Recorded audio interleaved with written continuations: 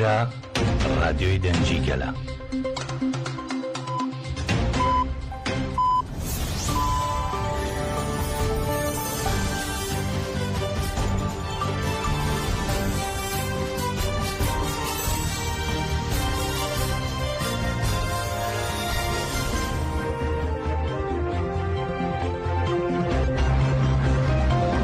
کاتەکان باشویستەکانی هێژال لە ڕادیۆ دەنگی گەلەوە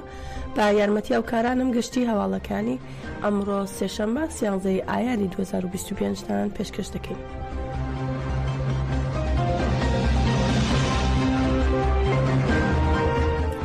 ئەنجام نامی کۆنگرەی 12مینی پەکەکە کە دوێنێ ڕاگەیاندرا بۆ ڕایگشتی لەلایەن دۆران کاڵکان ئەندامی کۆمیتەی بەڕێوەبەری پەکەکەوە خوێندرایەوە و تیایدا شەهیدبوونی هەردوو هەواڵی پێشەنگ و دامەزرێنەری پەکەکە هەواڵ شەهید عەلی حەیدەر قەیتان و ڕەزا ئاڵتون ڕاگەیاندرا. هەروەها دۆران کاڵکان سەبارەت بە شەهیدبوونی عەلی حەیدەر قەیتان و ڕەزا ئاڵتون هەڵسەنگاندنی کرد و ڕایگەیان ئەم کۆنگرەیەمان کە ڕێبەراپۆ باڕوونی دەڵێت لاڕووی ڕێخستنیەوە دەبێتە کۆتا کۆنگرەی پەکەکە شەهیدبوونی دوو هاوڕێی سەرەتایی ڕێبەراپۆ دوو هەواڵی هێژای دامەزرێنەری پارتەکەمان ڕادەگەێنی. هەواڵ فواد هاوشەوەی هەواڵ حەقی قەرار و کەماڵپیر یەکێکە لە هاوڕێ سەرەتاییەکانی ڕێبەراپۆ و هاوڕێیەک بوو بەشداری کۆبوونەوەی بەنداوی چوبۆکی کردبوو کاپایەی ڕێخستنەکانی پارتەکەمانی تیایدا دانرا و تا شەهیدبوونی درێژە با کاری ڕێخستنەکانی دا. هەواڵ فواد لە کاتێکدا کە لە ناوە و دەرەوەشدا هێرش لەسەر حەقیقەتی ڕێبەرایەتی و هێڵی تێکۆشان دەکرا هەموو کات بەبێ دوودڵی لا دیوی حەقیقەتی ڕێبەرایەتیدا وەستا بە هەموو هێز و هونەری خۆیەوە جەختی لەسەر ڕێخستنی پەروەردە و تێکۆشانی پراکتیکی دەکردەوە. هەروەها دۆران کاڵکان سەبارەت بە هەواڵ ڕەزا ئاڵتونیش دەڵێت هەموو هەواڵان زۆر بەباشی هەواڵ ڕەزا دەناسن. لە کاتی گروپی سەرەتاییدا لە ئەنقەرە بەشدار بوو لە پەرەپێدان بە تەفگەر و بنیازنانی هێڵی چالاکیدا هاوکاریەکی مەزنی لە بەهێزبوونی تێکۆشان و ڕێخستنیدا کرد. هەواڵ ڕەزا لە ناو سەختترین بارودۆخی هێڵی تێکۆشانماندا لە جێگەیە کە هیچ ئیمکانێکی تێدا نەبوو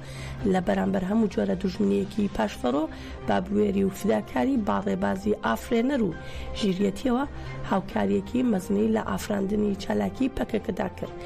هەروەها دەشڵێت لە ناوپارتیدا یەکەم ئەرکی فەرمی هەواڵ ڕەزا لە ڕێخستنی کۆمیتەی ناوەندی دوای کۆنگرەی یەکەم ئەندامەتی کۆمیتەی سەربازی ناوەندی بوو. هەروە دەشڵێت پێویستە بزانێت ئەم تایبەتمەندیانە هاوشێوەی کەسایەتی کەماڵ لێکۆڵینەوەی لەسەر بکرێت و لێی تێبگەین. لە کۆتاییشدا دۆران کاڵکان دەڵێت ڕێبەراپۆ هەموو کات ئەمەی دەوت هەموو ساتێک پەکەکە با زۆر و زەحمەتی و بە تێکۆشان و ئافراندن بەدەستهێنراوە هیچ شتێک خۆ بەخۆ نهاتووە و بە شێوەیەکی ئاسان بەدەست ناتووە. بەم زۆر و زەحمەتیەوە ئاستەنگەکانی تێکۆشان ئاسایی نەبوون. ڕێبارە ئەپۆ دەشڵێت وەک هەنگاونانە لەسەر نوکی چەقۆدا لەم ڕێپێوانەدا هندێک بریندار بوون و هندێکیش خوێنیان ڕژا. هەر ساتێکی تێکۆشانی ئازادی 52 ساڵەمان با زۆرترین سەختی با فیداکاری بە قارەمانێتی و بە بوێریەوە لە بەرامبەر ئاستەنگەکان بە شەهادەتەوە بەدەستێنراوە. هیچ شتێک بە ئاسانی بێ قوربانی بەدەست نەهێنراوە.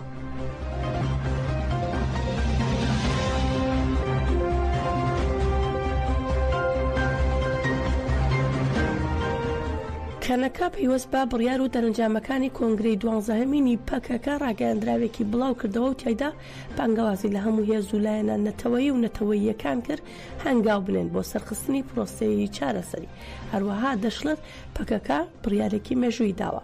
ڕاگەیاندراوی کەنەکە بەم شێوەیە باگوێری ڕاگەیاندراوی کۆنگرەی 12 پەکەکە ڕۆڵی مێژووی خۆی بینیوە و بۆ ئەوەی پرسی کورد بە ئاشتی و دیالۆگ چارەسەر بکرێت چیتر تەفگەری ئازادی کوردستان لە ژێرناوی پەکەکەدا چالاکی ناکات و خەباتی چەکداری لا دژی دەوڵەتی تورکیا ڕادەگرێت. کەنەکە ڕاشی دەگەێنێت هەم بانگەوازیەکەی بەڕێز ئۆجەلان و هەم دەرەنجامی کۆنگرەی پەکەکە هەنگاوی مێژووین. ئەم بانگەوازی و ئەنجامەکاری ئەنجامە کاریگەریەکی زۆری لەسەر ڕایگشتی کوردی و گیانیدا دروست کرد و دەشڵێت وەک کەنەکە بۆ ئەوەی ئەم پرۆسەیە بگاتە ئەنجامێکی سەرکەوتوو لە هەموو دەرفەتەکان کەڵک وەردەگرین. هەروە دەشڵێت دەربارەی ئەم بابەتە داوا لە هەموو هێز و دامەزراو و لایەن و ڕێکخراوەکان و هەموو خەڵکی کوردستان دەکەین کە باشێوەیەکی ئەرەنی بەشداری پرۆسەکە بکەن و پشتیوانی لێ بکەن. هەروە داواش لە نەتەوەی گرتوەکان و هەموو ڕێکخراوە نێو دەوڵەتیەکان و زلهێزە جیهانیەکان دەکات بە تەنها لێدوانی ئەرێنی بەسنیە و پەیوەندیەکانیان لەگەڵ تورکیا بەکاربهێنن بۆ سەرخستنی ئەم پرۆسەیە. هەروەها لا کۆتاییشدا کەنەکە ڕای دەگەێنێت بۆ ئەوەی ئەم پرۆسەیە بەرەو پێش بچێت، بەڕێز ئۆجەلان ئازاد بکەن و شەڕڕابگرن و بە زووترین کات ئەم پرسە بخەنە کارنامەی پەرلەمان و بنەمای سیاسی و یاسایی بۆ چارەسەرکردن دروست بکەن.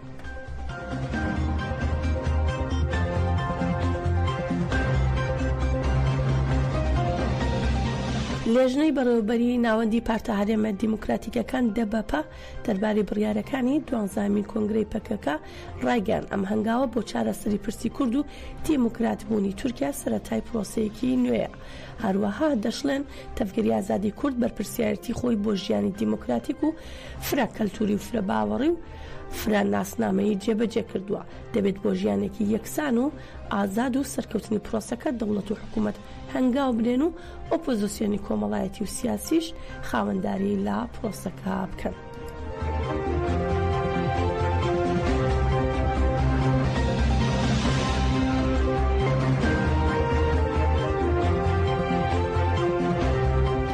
ئاوسەرۆکی گشتی دەم پارتی تۆلای حاتمۆغڵاری ڕایگەیاند بڕیارەکەی پەکەکە خاڵێکی بەرچەرخانی گرنگە لە مێژووی تورکیادا. پاش ئەوە پێشخستن هەنگاوی بەرچاو بۆ دیموکراتیک بوون زۆر یەکلاکەرەوەیە. هەروە دەشڵێت ئەرکی گرنگ دەکەوێتە سەر حکوومەت و ئۆپۆزیسیۆن و کۆمەڵگای تورکیاوە. دەشڵێت دەبێت پێکەوە گۆڕان و گۆڕانکاری دیموکراتیک لا تورکیا مسوگر بکەین و هەنگاوی دەست بەجێ و پێویست بنرێت و بنیاسنانی کۆماری دیموکراتیک بەرەو پێش ببرێت. لە لایەکی تریشەوە تونجەر باقرخان هاوسەرۆکی گشتی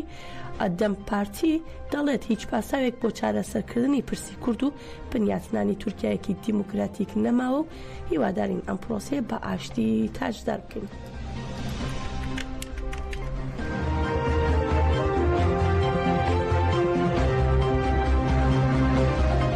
سیاسەتمەداری کورد سەلاحەدین دەمیرتاژ لە زیندانی ئێدرنەوە دەربارەی بڕیارەکانی کۆنگرەی پەکەکە ڕایگەیاند بە جۆشەوە پێشوازی لەم هەنگاوە مێژوویە دەکەم و ئیترکاتی ئەوەیە پێکەوە خەباتی جددی دەست پێ بکەین لە پێناو بەدیهاتنی ئاشتی و ئارامی و خۆشگوزەرانی و دیموکراسی و ئازادی. هەروەها بە گوێرەی ڕاگەیاندراوی نووسینگەی ڕاگەیاندنی دەم پارتی ئەندامی شاندی مراڵی دەم پارتی پەروین بولدان لە زیندانی ئێدرنە سەردانی هاوسەرۆکی گشتی پێشووی هەدەپە سەلاحەدین دەمیرتاشی کردووە.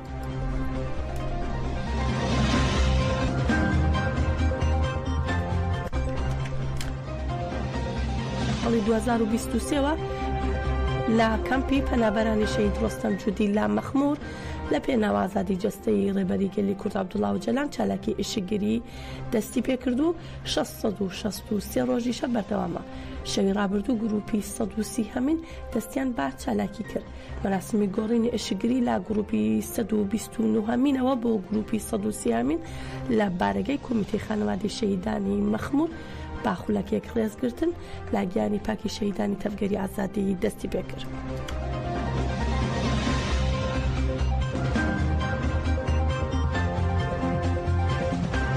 لە چەندین شاری باکووری کوردستان کادرانی پێشەنگی پەکەکە عەلی حەیدەر قەیتان و ڕەزا ئاڵتون بەبیردێنرێنەوە. ڕۆژانی 13 و 14 و 15 ئایار لە شاری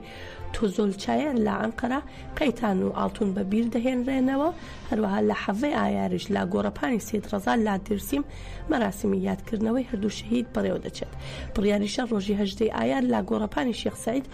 لە ئامەد مەراسمی بەبیرهێنانەوەی هەردوو شەهیدی پێشەنگی پەکەکە بەڕێوە بچێت. هەروەها چاوەڕوان دەکرێت لە زۆرێک لە شارەکان مەراسمی یادکردنەوە بەڕێوە بچێت و بنەماڵی قەیتان و ئاڵتونیش بەشداری مەراسمەکانی یادەکە ببن.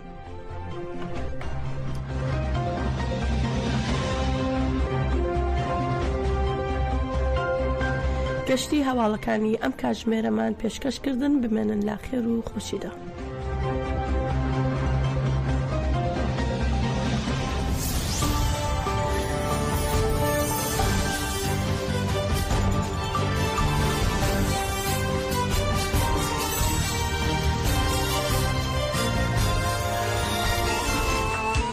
بڕیارەکانی کۆنگرەی پەکەکە لەسەر بنەمای دەستپێشکەری بەڕێز عەبدوڵڵا ئۆجلان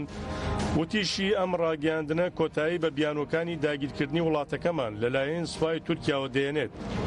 لەلایەکی دیکەوە عومەر چەلیک وتەبێژی ئاکەپە لە پەیامێکدا بڕیارەکانی کۆنگرەی پەکەکەی وەک پێژاتێکی یەرێنی لە قەڵەمدا و ڕایگەیاندووە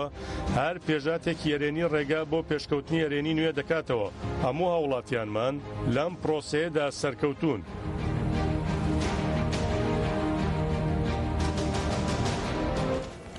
بەڵێ ئەلبەتەوە بەشێک لە کاردانەوەکان بوون لە سەراستی کوردستان و عێراق و تورکیا لە ناوچەکە لە جیهان بە شێوازێکی زۆر بەرفراوان کاردانەوە هەن. بەرامبەر بەمە بۆ گفتوگۆکردن لەسەر ئەم ژارە گرنگە هیوا عومەر ئەندامی مەکتەبی سیاسی حزبی شوێی کوردستانمان لە هەولێرەوە لەگەڵدایەکە. گیوام کاتت باش. سڵاتانە بێوم کاتتان باش. سپاسە دەکەم ئاوڕێ هیوا ئێوەش هەم بانگەوازیەکەی 27 شوباتی ڕێبەر عەبدوڵڵا ئۆجلانتان گوێ لێبوو هەمیش کاردانەوەکان بە شوێنیدا تا گەشتەوەی کە پەکەکە کۆنگرەی 12مینی خۆی گرێدا و لەوێژ وەڵامی هەم بانگەوازیەکەی دایەوە هەم قۆناغێکی نوێژی دەست پێ کردو. ئێوە وەکو حزبی شوێعی وەکو هیوا عومەر چۆن لەم بارودۆخە دەڕوانن و پێتان وایە ئەمەی کە ئێستا پەکەکە و ڕێبەر ئۆجلان دەیکەن بڕیارە دروستەکەیە؟ جارێشتر سڵاتان لێبێ. لە ڕاستیدا ئێمە چەند با بڵێن بنەمایەک یان میتۆدێک لە بەرچاوگرتنی چەند میتۆدێک بۆ حاڵیبوون لەم گۆڕانکاریانە و بۆ تێگەیشتن لەو بڕیارەی وەرگیراوە لەلایەن کەجەکەوە بە شێوەیەکی گشتی واروەها پەیامەکەی بەڕێز ئۆجلان یعنی پەیامەکانی پێشوو من پێم وایە گرینگە بۆ ئەوەی لە دەرەوەی ئەوەی پێدەوترێت دۆخێکی عاتفی و لە دەرەوەی ڕەچاو نەکردنی تایبەتمەندی هەر پارچەیەکی کوردستان و بۆ ئەوەی لە دەرەوەی تێنەگەیشتن نەبێ لە سۆسیۆلۆژیای دەوڵەت هەر دەوڵەتێک لە تورکیا یا لە عێراق یا لە هەر پارچەیەکی تر. خاڵی یەکەم لە ڕاستیدا ئێمە بەگشتی لە ماوەی پێشوو لە یەکەمین پەیامی بەڕێز ئۆجلان وەکو حزبی شوێعی کوردستان پاڵپشتی خۆمان ڕاگەیان و پێمان وابوو ئەمە تێگەیشتنێکی عەقڵانی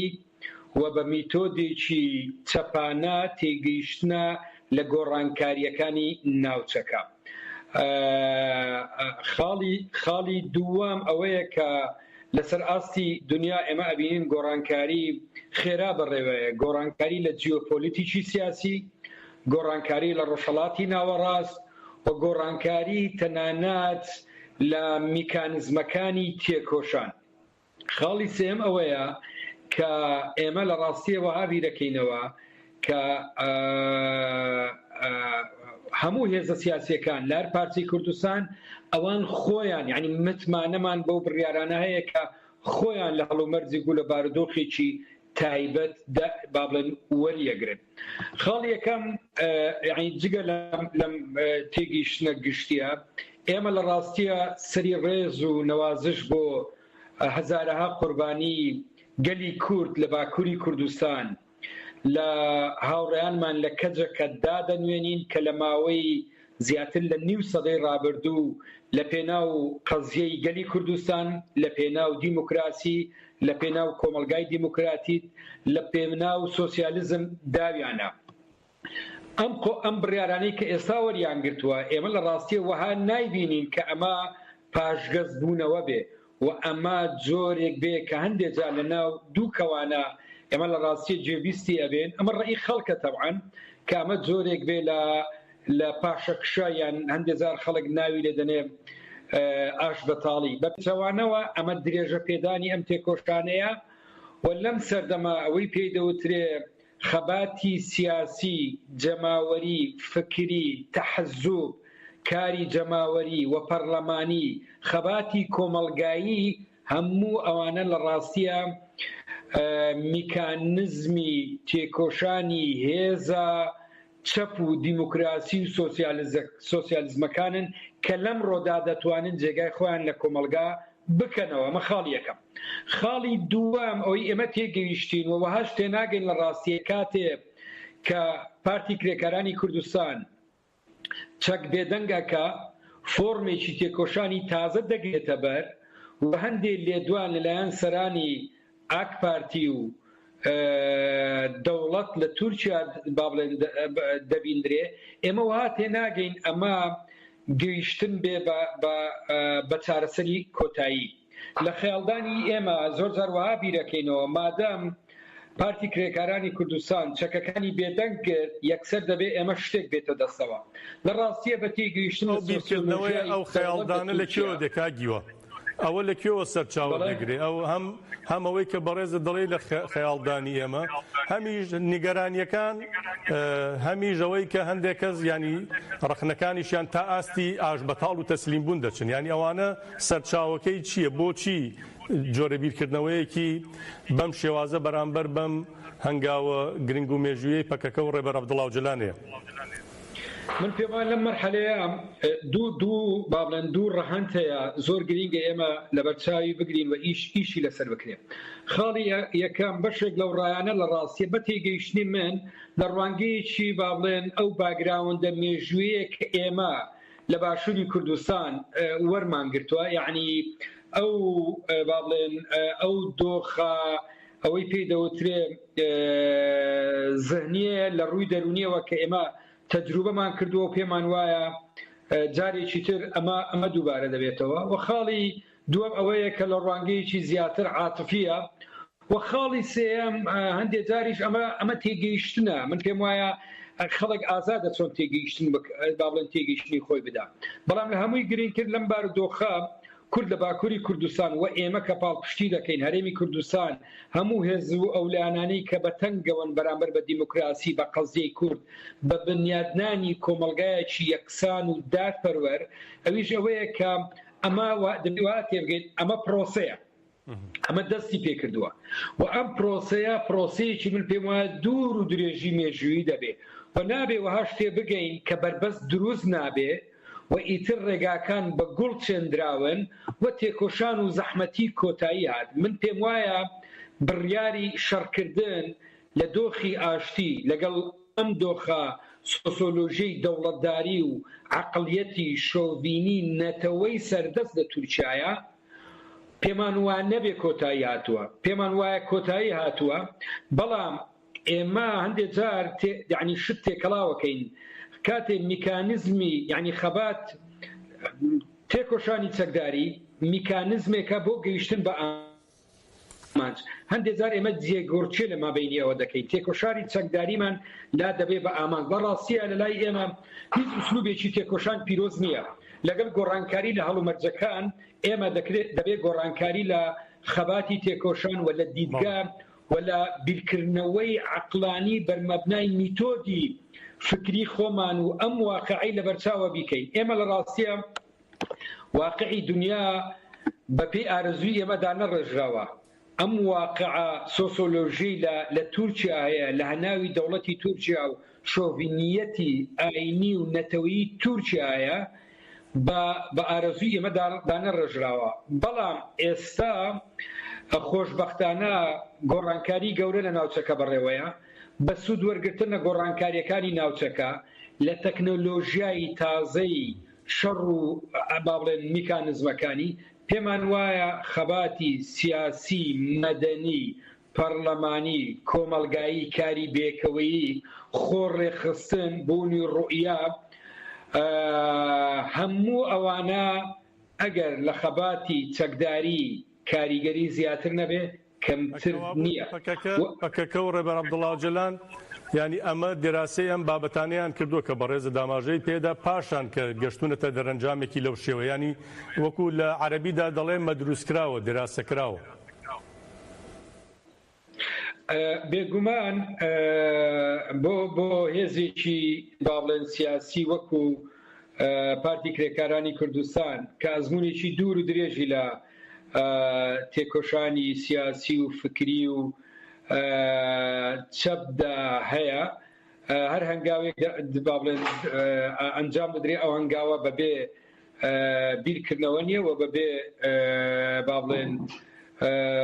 تێنەگەیشتن نییە لە هەموو ڕاندەکانی ئەوە بەمانای ئەوەش نییە کە ئەم هەنگاوە دەبێت لە ڕاستی زۆر گرینگە خەڵک سەقفی تمۆحی هەندێک جار ئێمە لە ڕاستیە چاوەڕوانیمان لە هەندێک بڕیار لە لای خۆمان بابلێن چاوەڕوانیەکی زۆرمانەیە و بابلێن تەسەوڕێکمانەیە کە ئیتر لە دوای ئەم بڕیارەوە دەبێت جۆرێک لە شامی شەریف دروست بێ. من بە تەسەوڕی من ڕەخمی ئەوەی بە پاڵپشتی ئەکەین بەڵام پێمان وانە شامی شەریف دروست بێ و دەریشت و شامی شەریف نەبووی مۆزعی شامیشمان بینی مەبەست لە چیە ئەو ئاستەنگیانە چین کە نایەڵن بارودۆخەکە بێتە شامی شەریف یا بۆ تێپەڕاندنی ئەو ئاستەنگیانە مرۆڤ یا سیاسەتمەداران لایەنە پەیوەندیدارەکان چ لایەنی کوردی چ لایەنی تورکی چ ئەوانشی کە حەزیان بەم پرۆسە هەیە و خوازیارن پشتیوانی ئەم پرۆسیان پێویستە چی بکەن؟ ئێمە با بڵێن کورد لە باکووری کوردستان ئەمڕۆ تێکۆشانەکە بڕیای با بڵێن جۆرێک لە ڕێککەوتن هەیە بیر لە هەندێک وێزگەیەکی ترە من پێم ئەم دۆخی ئەوەی وێزگەیەکی تری تێکۆشانەوە ئەو وێزگەیە پێویستی بە میکانزم و بە شەڕ و بە بیرکردنەوەیەکی ترێک کە جیا لە مێژووی با بڵێن پێش ئەوە هەیە بربەستەکان لە ڕاستیە ئێستا وەکەوەی لە باکووری کوردستان لە قەندیل و لە ناو هێزە سیاسیەکان ئەو بڕیارانەی وەرگیراوە ئەمە قۆناغێکی تری تێکۆشانە لە ئێمە باز لە تێکۆشان نەکەین لە تێکۆشانە لە ڕاستیە چاڵێنج و تەحەدی و بربەستی زۆرەیە بە تایبەتی تێکۆشان لە تورکیا لە دەوڵەتێکی ئیستبدادی پاژماوەی کللتوریی دوور و درێژ لە سەرکوتکردنی مافەکانی مرۆڤ و گەلی کوردستان و ئینکاریکردن لە هەویەی کورد و با بڵێن فەرزکردنی یەک شوناس و یەک مۆدێل لە بیرکردنەوەی سیاسی و نەتەوەیی کە کەڵەکەبوونی دوور و درێژی مێژوویە بە یەک با بڵێن گۆڕانکاری لێک وێزگەی تێکۆشان نابێتن با بڵێن تەحەدیەکان ئەوەیە خاڵی یەکەم ئەگەر ئەردۆغان وها تێگەیشت بێ ئەم بۆ هەڵبژارنەکانی داهاتوو و تەنیا وەکو پرۆسەیەکی شەخسی و حزبی لە منتەڵەقی یعنی جارشکە گەڕانەوەی داد و گەشەپێدان بۆ سەر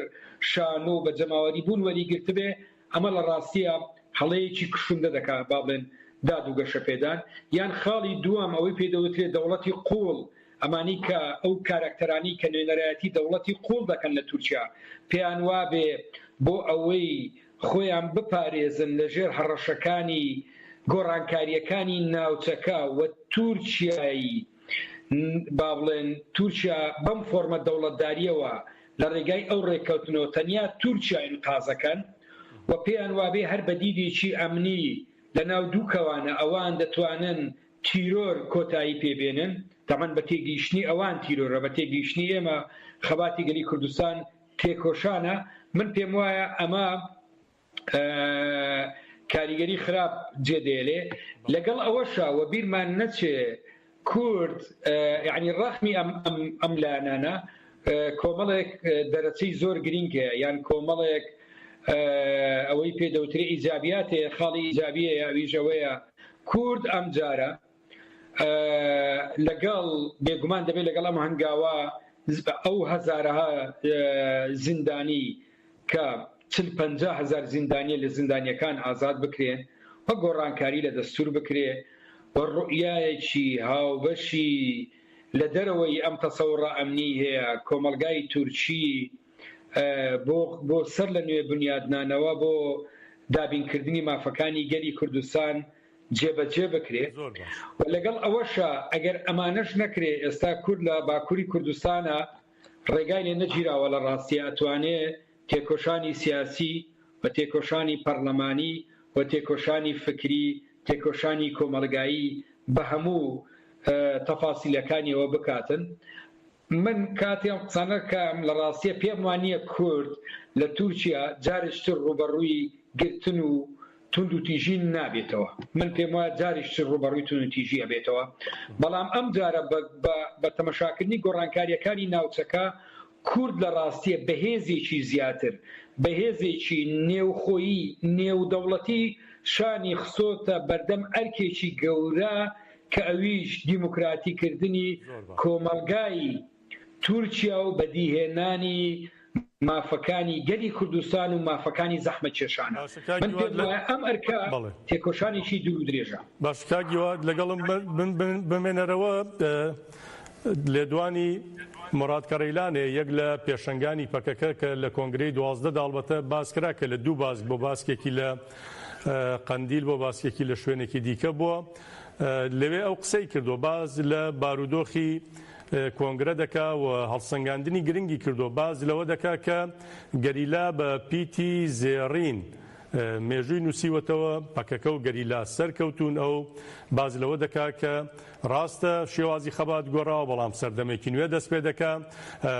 بە فراوانی باز لەوەش دەکا کە هەرکو بەرپرسیارەتی لایەنی بەرامبەر دەوڵەتی تورکیا چیەوە دەڵێ پێویستە دەوڵەتی تورکیا دەست و برد هەنگاوی کردەیی یاسایی بنێ. گوێبیستی مراد کەڕەیلان دەبین پاشان دێمەوە لای ئێوەی بەڕێز بینەرانی هێژا و کاگیوە. شەرێ چەکداری دیرۆکێک مەزن ئاوا کرد دیرۆکەکە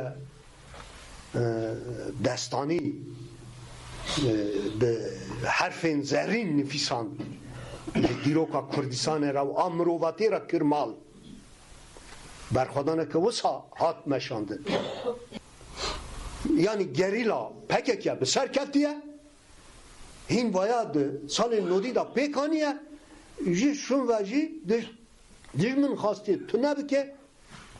ve nikavî tu nebikirî nekeftina xwe raberkiriye hêzekî nekeftiye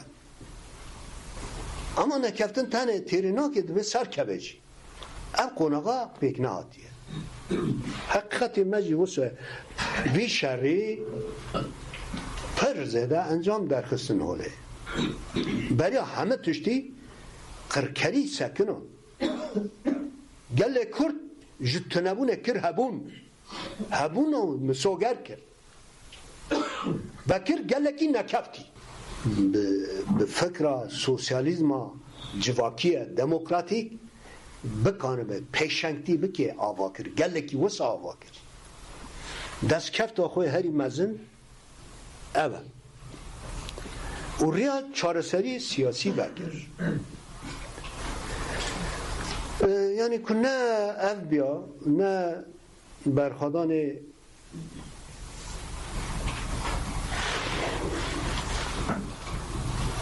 pekeke berxwedanê gerîla be herî dawê ne berxwedana zapê biya a giştî hereketa apogerîl her beşê Kurdistan tevayî beşê Kurdistan ev berxwedan û ket nebiya fedekariya civaka me gelê Kurd dostên me nebiya wisa li derdorê sekna rêber apoye dîrokî nebiya yek ma devletê wisa çû gel seroketî vê neçaye yani sekna rêber apo abwate ısrar berxwedana gerîla fedekariya gel devlet bir gel seroketî işte bi keda rêber apo bi keda rêzdar şehîde hêja sirri û heyeta İmralê hev dîtinên hatî çêkirin bi rayedarên devletê ra bi saziyên siyasî ra ê civakî ra yani wisa zemînek ava kirê kî guhertinek bibe ango ku guhertin nebe zaten ev ji xwe nabe yani ancak di çarçaba guhertinên di haliyê devletê da di astî yasayî hukukî da ev tevger dikane bêçekî di meyretekê nexwe ve ev pir zehmet veye hemû kesên hîro wek gerîla çek rakirî armanca xwe yekem azadiya rêber apoyê راستنها ریبرا پوشمت خوازه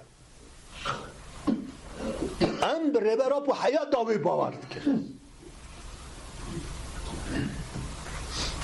فقط جبو که ام راستی بیچکی تخن میرته دبه ام دولت جی باور بکن اما نها نزبون دولت ترکیه باوری زیده ناده ام نه وکی دوزو تنگ نزدبن تم بشک و گمان نه ام حقیقی نزدبن یعنی بنگه بری یاسانه وان داده به او چه به وکی ربر آپوژی تینه زمان ادی دمه و بهریه جبونه حوجهی هی گوهرتنه ام پی باور دکن که ام استراتژیا شر چک داری داوی بکن اما اگر که دولت وی قبول نکه یعنی جبو و گوهرتنین پیویست یاسایی اید چرچوه آزادی ها بری اید چرچوه شر داوی کرن دجمنتی بداوی کرن باوری بده پیش نخینه بایا پیک نه پراتیکی هم پیک نه دگره سردمه کی بوده که اب نه داویه نه داویا که دست پیکه که اما جبو آزادی جبو تفگر آپوگری جبو گل ما جبو گلن حرمه دست پیکه نو دست پیک بیا چاقت نویه سردمک نویه و ساده بگرن دست و نیز ببید جبونا خطا ریبر آپو دا بەڵێکا گیوا قسەکانی مراد کەرەیلان بوو یەک لە کادرە پێشەنگەکانی تەفگەری ئازادی کوردستان و پارتی کارگەرانی کوردستان پەکەکە ئەویش جەخت دەکاتەوە کە ئەو سەردەمەی کە خەبات و تێکۆشانی پەکەکەی تێدا بووە ئەو سەردەمە ئێستا خاڵێکی بۆ دانراوە بەڵام ئەوە بەمانایە ئەوە نییە تێکۆشان کۆتاییاتۆوەکو بەڕێزیش داماژت پێدا لە ئێستادا من دەمەوێت ئەرک و بەرپرسیارەتی کۆمەڵگەی کوردەواری لایەن و پارتە سیاسیەکانیش لە بەرامبەر ئەم پرسە هەڵسەنگێنین چۆن بتوانین ئەم پرسە بگاتە ئەنجامێکی باش ئەڵبەتەوەکو بەڕێزی شدوتت لە کونفەیەکون و شەو ڕۆژێکدا من ناکرێ ئاستەنگی زۆرە زەحمەتی هەیە بەڵام پێویستیشە هاوتەریب لەگەڵ هەوڵەکانی ڕەبەرۆجەلان و پەکەکە پشتیوانیژە بێ لە ئاستە جیاوازەکانی کوردستانیدا ئەو پشتیوانیانە چۆن دەکرێت بە تایبەتی کە پرۆسەکەش کاریگەری ڕاستەوخۆی لەسەر بەشەکانی دیکەی کوردستان بە تایبەتی باشووریش دەبێت بێگومان یعنی ئەمڕۆ لە کۆمەڵێک ئەرێک ڕوبەڕووی بزوتنەوەی ڕزگاری خوازی گەلی کوردستان نەبێتەوە کە ڕەغمی تایبەتمەندی تێکۆشانی هەر ناوچەیەک بەڵام پێی دەوترێ با بڵێن ئەرچی هاوبەشی تێکۆشەرانی ڕێگای و ڕێگای تەواوکردنی قۆناغی ڕزگاری نیشتیمانی گەلی کورد و مەسەلەی دادپەروەری کۆمەڵایەتی و یەکسانی و مافەکانی ژنان و مافەکانی زەحمەتکێشان لەوە بارودۆخێکە لە ڕاستیە بوونی ڕوئیایەکی کوردستانی لە مامەڵەکردن لەگەڵ ئەم گۆڕانکاریانەی کە ئێستا لە ناوچەکە بەڕێوەیە پرسێکی ئێجگار گرینگە و بوونی ئەوەی پێی دەوترێ با بڵێن کاری هاوبەشی بێکەوەیی کە لەو ئاسانەی کە ئیمکانی تێدایە خاڵێکی تری ئێجگار گرینگە خاڵی سێم لە ڕاستیە لە هەمووی گرنگتر ئەویش بوونی گفتوگۆیەکی نیشتیمانی سەرتاسەری دروست بکرێت ئێمە لە هەموو کاتێک لە ڕاستیە پێویستمان بە حیوار و گفتوگۆ و لێک تێگەیشتن هەیە بۆ ئەوەی ئێمە بتوانین لە ئاستی ئەم بارودۆخە بی و لەگەڵ ئەوەشە پاڵپشتیکردنی پرۆسەی با بڵێن ئاشتی لە تورکیا ئەرچی هەموو لایەکمانە و بەجۆرە لە جۆرەکان دەبێ گەلی با بڵێن هێزە سیاسیەکان جارێکی تر وەکەوەی کە بەڕێز ئۆجەلان کاتێک کە پەیامەکەی ڕەوا با بڵێن پێش ئەوەی پەیامەکە ڕابگەێنێ نامەی نارد بۆ زۆربەی لایەنە سیاسیەکان وەفدی ئیمڕالی سەردانی زۆربەی لایەنە سیاسیەکانی کرد ڕەخمی هەندێ با بڵێن مەشاکل و جیاوازی و ئەمانە هەبن. من پێم وایە ئەم ڕوحیەتی قبولکردنی یەکتر وەکۆی کە خۆی هەیە و بووە هێشتنەوە بۆ گفتوگۆ بۆ تێگەیشتن ئەمە خاڵێکی ئێجگار گرینگە بۆ خزمەتکردنی ئەو ئاراسە لە تێکۆشان کە باسمان کرد. وە لەگەڵ ئەوەشە لە ڕاستیە وەکۆی چۆن با بڵێن بزوتنەوەی ڕزگاری خوازی گەلی کوردستان لە باکووری کوردستان پارتی کرێکارانی کوردستان دەم پارتی هەموو ئەوانە لە ڕابردوو کاری هەمانجیان کردووە و سەردانیان کردووە و سوودیان لە تێبینی لایەنە سیاسیەکان وەرگرتووە لە ڕاستی ئەمە خۆی لە خۆیدا با بڵێن پارچەکانی تری کوردستانیش دەخاتە بەردەم مەسئولیەتەوە. واتە کە بەجێ لە جۆرەکان کاتێک کە بڕیاری ژۆرەگرن کورد لە باکوور ئەم بڕیارە بە تەنیا وەرناگرێت دەیەوێ بڕیارێکی کوردستانی سەرتاسەری بێ. لە ڕاستی ئەوەی کە تا ئێستا بیندراوە خاڵێکی ئێجگار درەوشاوەیە بۆ سەرانی سیاسی کورد لە باکووری کوردستان کە ویستویانە ئەوەی پێی دەوترێ بەشداری یعنی پانتایی مشارەکەی سیاسی لەو بڕیارە لە منتەڵەقێکی حزبی تەسکەوە تەمەشا نەکەن بیکەن بە بڕیارێکی نیشتیمانی کوردستانی سەرتاسەری کۆمەلگایی. ئەم بەشداری پێکردنەوە لە ڕاستیە ئێمە ئاگداری بەشێک لەو دبیت و گفتوگۆیان نەبین کە بینیمان لەگەڵ حزبە سیاسیەکان کرا لەگەڵ کەسانی ئەکادمی کرا لەگەڵ چین و توێژەکان کرا ئەم میتۆدە لە بیرکردنەوە لە ڕاستی پرسێکی ئێزگار گرینگە کەوا دەکا تەسەوڕی کورد لە باکووری کوردستان تەسەوڕێکی فراوان بێ و لە یەک بوعدەوە لە یەک ڕەهەندەوە سەیری گۆڕانکاریەکان نەکاتن. زۆر بەدڵخۆشیەوە من پێم وایە لە دوای ئەو دابەشکاریەی کە ڕیشەیەکی دوورودێژی با بڵێن ئەو دابەشکاریەی کە لە چاڵدێرانەوە دەست پێ دەکات دژ بە گەلی کوردستان کورد ئەمڕۆ جارێکی تر توانی وێزگەیەکی بچێتە وێزگەیەکی تری تێکۆشان. من پێم وایە وێزگەیەکی پێشکەوت و تری تێکۆشان دەبێ وها ناوی لێ بنین کە ئەم وێزگەیە ئەم قەفزەیندراوە جۆرێک ئەگەر گونجابێ ناوی لێ بنێن جۆرێک لە قەتیعە لەو پچڕانە بەڵام گرێدانەوەیەکی تر بە لە بەرچاوکردنی گۆڕانکاریەکان لە کونفەیەکوونێکە نهاتۆتەکایەوە بەرهەمی تێکۆشانی دوور و درێژی تێکۆشانی گەلی کووردا لە باکووری کوردستان و ئەوەی ئێستا و ئەزمونەی لە ڕۆژاوای کوردستانی بینین ئەوەی لە باشووری کوردستانی بینین ڕەخمی تێبینەکان ئەمانە لە ڕاستیە لە نەتیجەی دیموکراسی بوونی نە کۆمەلگای سووری و نە کۆمەلگای نە دەوڵەتی عێراقی نە دەوڵەتی سووریا و نە دەوڵەتی تورکیاش لە ڕاستی ناتوتەکایەوە لە دەرئەنجامی ئەو دیفاکتۆیە بووە کە گەلی کورد بە تێکۆشانی خۆی بەدەستێناوە. ئەم دیفاکتۆیە دەبێت بەهێزتر بکرێ. ئەمەش لە ڕاستیە گفتوگۆ و با بڵێن تێگەیشتن و تێکۆشان بەردەوام دەبێت لەوەی لە هەر قۆناغێکە چیە و چۆنیەتی ئەم بەهێزکردنە چیە. باشە زۆر سپاس دەکەم بە ڕێزی و عومەر ئەندامی مەکتەبی سیاسی حزبی شوێیی کوردستان لە ئەولێرەوە لەگەڵمان بەشدار بووی. یەک دنیا سپاس بۆ هەڵسەنگاندن و شورەوە و پەیامە گرنگەکانت. کاتێکی خۆشتانە بێ. مەمنون. ڕۆژ خۆش. کاتێکی خۆش بە هەمولایەک. بەڵێ بینەرانی بەڕێز مەسەلەی کۆنگرەی دوازدەمینی پەکەکە تەنها لە ئاستی کوردستانیدا نەبوو لە ئاستی میدیای جیهانیشدا دەنگدانەوەیەکی گەورەی هەبوو. ئەو بڕیارانەی لە کۆنگرە دران ئەو پەیامانەی کە لە 27 شوباتەوە لە ئیمرالیەوە لای ڕێبەر عەبدوڵڵا ئۆجەلانەوە هاتن جم و جوڵە دیبلۆماسی و سیاسیەکان کە بە شوێنی داهاتن کاردانەوەکان لە تورکیا لە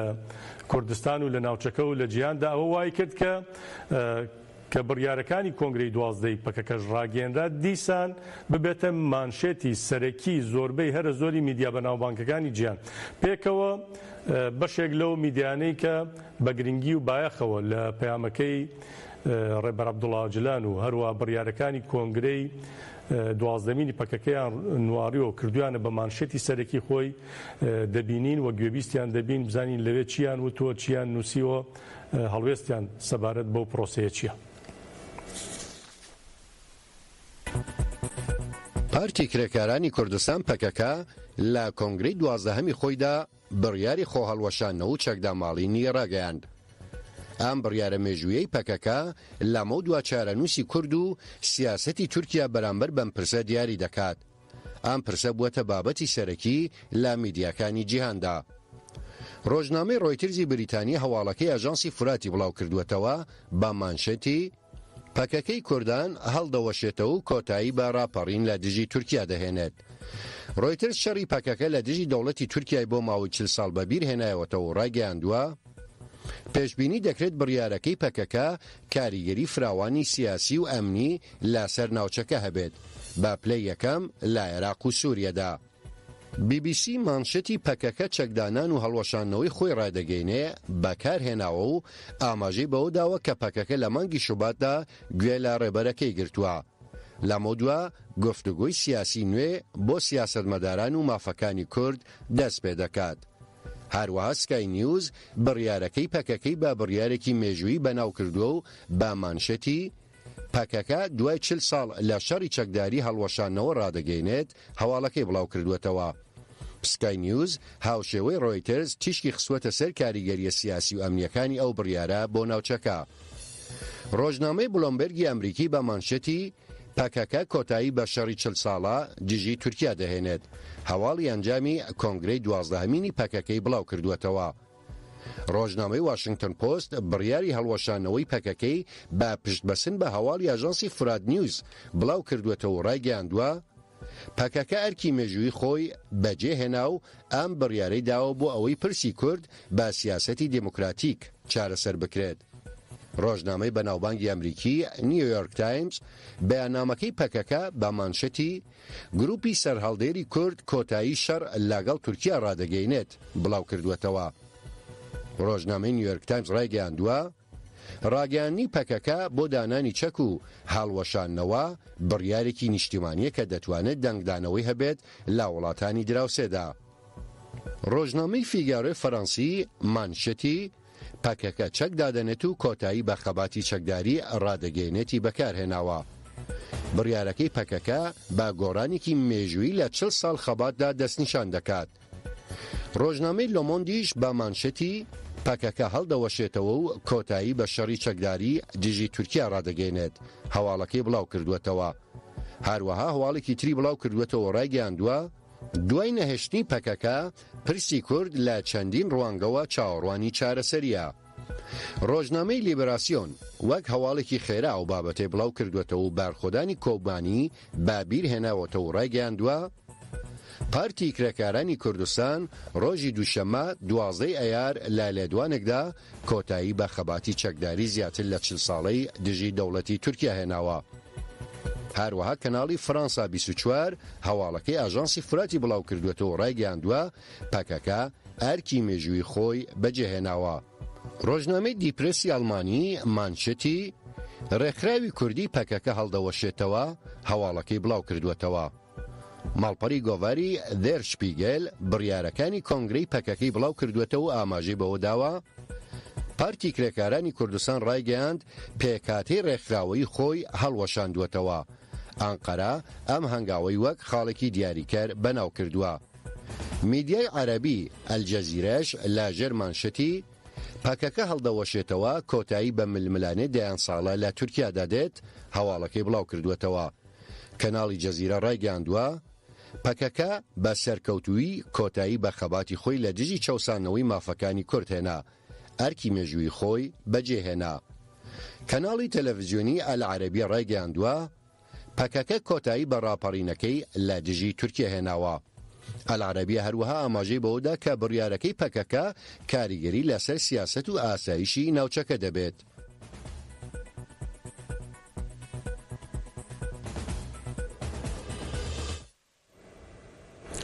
بەڵێ کاردانەوەکان بەردەوامن. کۆنگرەی نەتەوەی کوردستان کە نەکەش پشتیوانی لە پرۆسەکە کردووە لە ڕاگەیەندراوێکدا دەڵێ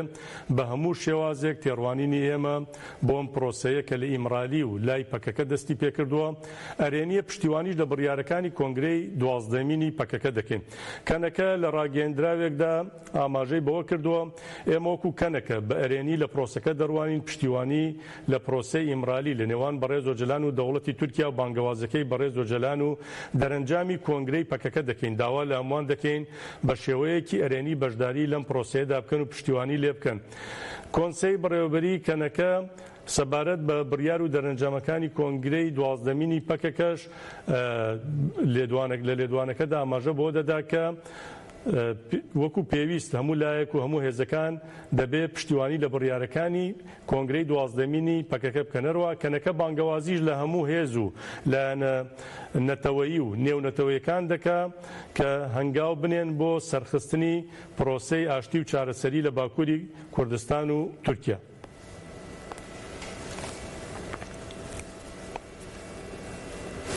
بەڵێ بینەرانی بەڕێز بەم شێوازە ستێرک تایبەتان پێشکەش کرا تا بە یەگەشتنێکی دیکە شاد و بەختەوەر بن.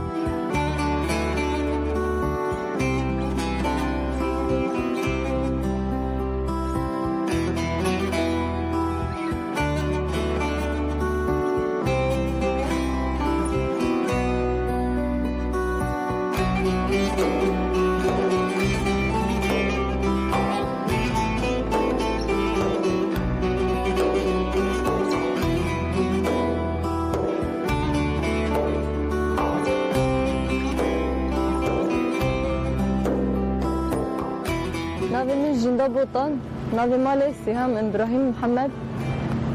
ناوی دایکمون کردستان ناوی باویم ابراهیم ام نه خوش کت برانه 2001 لرقیش دایک بومه و مالبات ما مالبات کوالا پارزه و 2015 تبلی بومه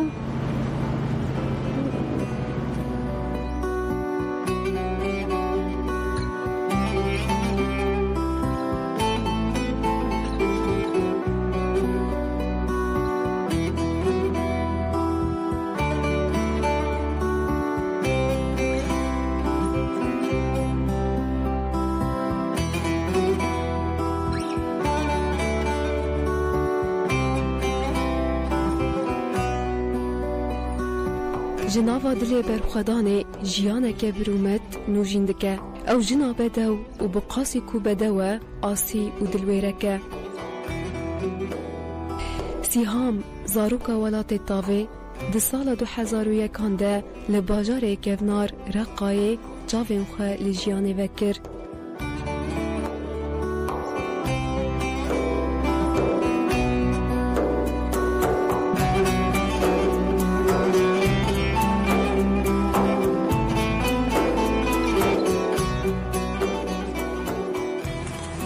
اول وكي متزانه هيرو بلا بنت هاتي قلمن راستش مورال قر ام بيبينا جارك دكتور دوباره بكي ورا قلمن يعني ام كيف خوش ببعض اول وقت دكتور يعني اول مره اول قشتي صلاف بكي اول يكون ناس كيف